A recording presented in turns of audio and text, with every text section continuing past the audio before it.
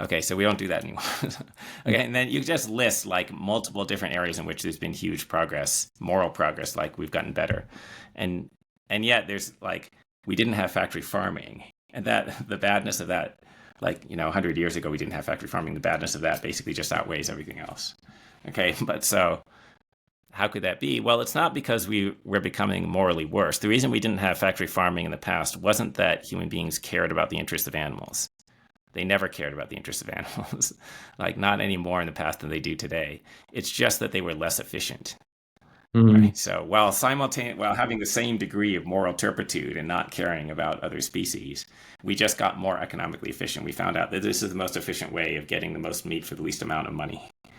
So, right, so that's what happened.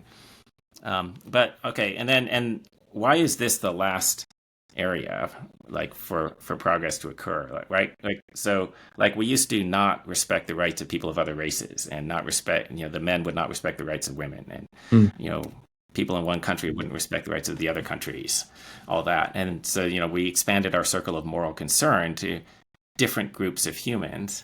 And basically the thing is that, well, other species are just more different from us, and it's easier to empathize with beings who are similar to yourself, right? So at first, it was like the people who were in power would sympathize with their own group.